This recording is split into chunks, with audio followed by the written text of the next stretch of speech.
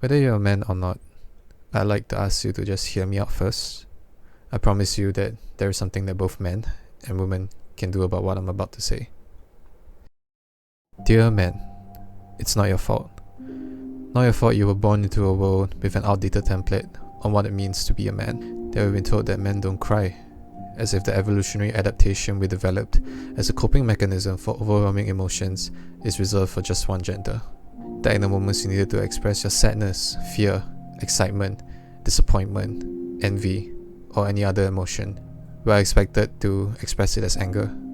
And even then, we are seen as dangerous or aggressive.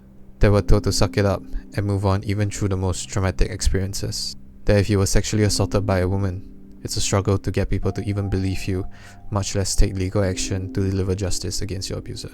That if you were domestically abused, you might not have shelters that support men.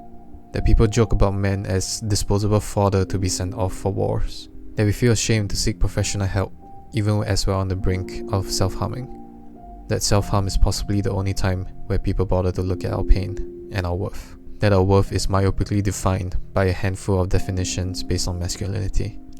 That almost all of traditional masculinity has been labelled as toxic or as part of the patriarchy, while we're still expected to fulfill the same roles without the ability to take pride in it. That we're simultaneously expected to be a provider that earns more, yet be accused of privilege for earning more in those same jobs. That a successful career is being pedestalized as a symbol of status and a condition for a romantic partner. That a romantic partner seems to be the only way we can find emotional support and physical touch.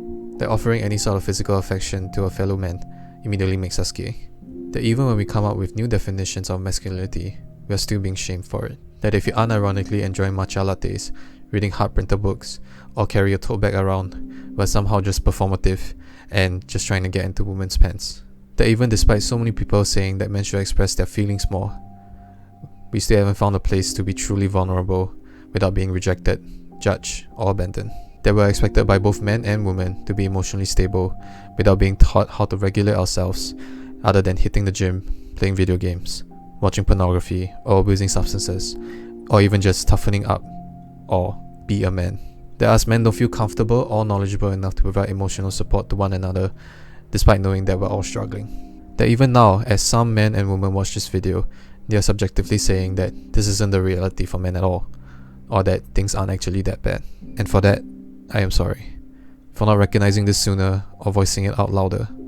For giving up and trying to change things for the better because I believe I was alone in this endeavor. For not mentioning your struggle because I'm not yet aware of it. For running out of empathy and capacity for you because I couldn't take care of myself enough. For not being able to reach to the women about our struggles without them feeling like I'm undermining theirs. For not rallying together to figure out the value of a man in our modern day. Coming to my conditioning and judging you for some of the things that I just said is not your fault. And yet, it is our responsibility, not just the men, but women as well. The people who came before can first understand the conditioning they received and accept that they have passed it on to the current generation. Current generation can do their best to grow past this conditioning so that they don't pass it down further or inflict it on other men.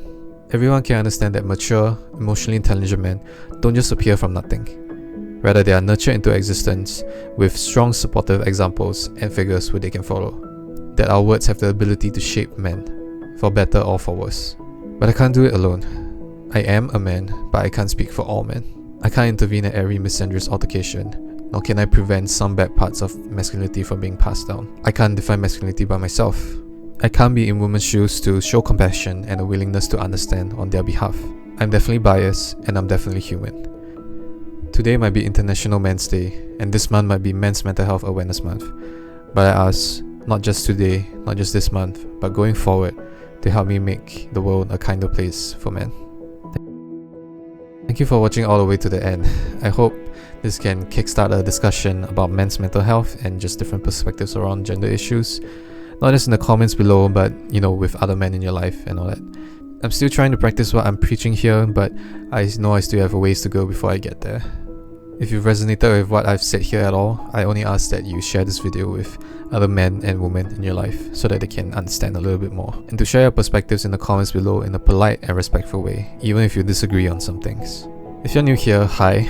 I don't upload very regularly, but if you're interested to hear more from me and about me, do consider subscribing so that you're in the know for when I next do upload. Once again, thanks for watching all the way to the end, and I will see you when I see you.